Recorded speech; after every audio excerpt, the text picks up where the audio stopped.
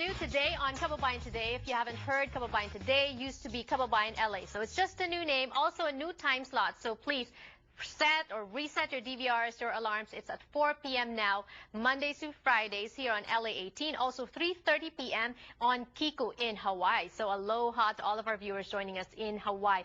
Earlier, we introduced you to SIPA. They are having a brand new start as they celebrate their 41st anniversary this year. Congratulations once again.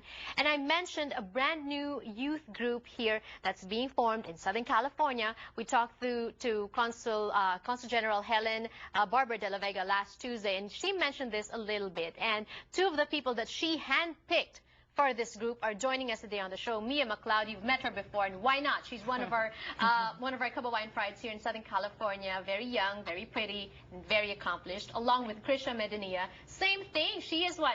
Social media guru, marketing guru. Hello, welcome to Kababayan today. Krisha, you've met also before. Krisha, the last time you were here, we were talking, I think, if I'm not mistaken, about the Bayani tour. And you mentioned something that was striking to me, and that is the interest of second, third, fourth generation Filipino Americans to be integrated in the Filipino American community here. Can you expound on that a little bit? Yeah, there's, I mean, the reason for the Bayani tour and for the reason why we're involved in the community is because there is such a disconnect between our second and third, fourth generation Filipino Americans with their heritage. So I think it's a great opportunity to work with the Philippine consulate who supports this, group of young Filipino Americans to help get back in touch with the community.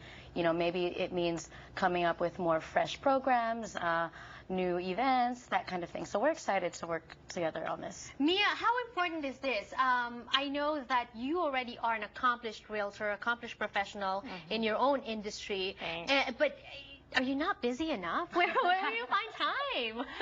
Well, yes, it's definitely a balancing act, but giving back to the community is part of the business model. I think any entrepreneur, especially being a Fil-Am and a very proud Fil-Am, I think it's our responsibility to always try to give back in the ways that we can, whether it's our time, our resources, or what have you. But we were very happy when the consulate reached out to us, and she basically said she really wants to engage the younger Fil-Am generation.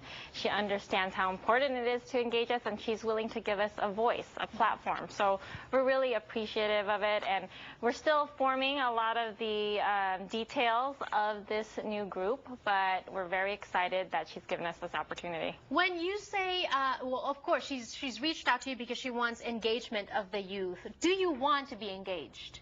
And in what way? Absolutely. I mean, I think it's time for our second and third, fourth generation to kind of step up.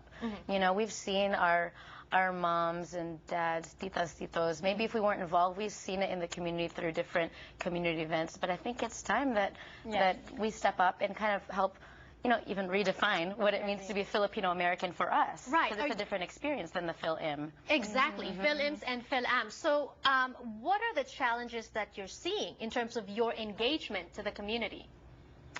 Well, I think the younger Fil-Am generation is trying to figure out how they can engage. They are proud to be Filipino. They want to get more involved, I believe.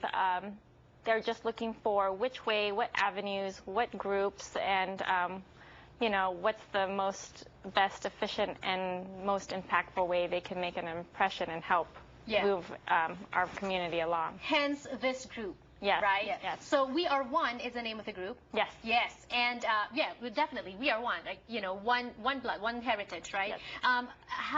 What are your personal goals for this group, Krisha? What do you want to see from this group, personally? Personally, I'd like to see how we can all really work together in collaboration. It's that concept of bayanihan, and if you're not familiar with bayanihan, it's, we are, but it means working together, collaboration over competition, and to really share, the same why. Because there's so many different ways to do things, which is maybe why there's been a disconnect in our community, because people are always telling others, this is how we do it our way, this is how we do it our way, this is how we do it this way. But if we talk about our why, You know, this is all for the community, for preserving our culture. I like that. And talking about the why is talking about our motivation, why we're doing things, and why we want things to grow, and why we want things to happen. We're going to be talking about the why when we return on the show. But before that, as we are talking about Filipino Americans, different generations getting involved, one guy who has been involved in our community for so many years is Ted Benito, who's also a good friend of Kababayan today. He's helped us in the past with booking guests, and he has a lot of contacts in the industry in Hollywood as well. And we would like to send our deepest condolences to him and to his family because of the passing of his mom, Tita Fe Benito, passed away, joined our creator.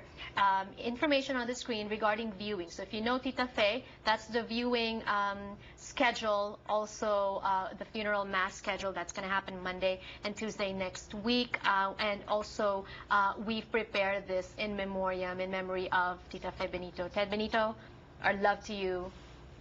We're sending our condolences.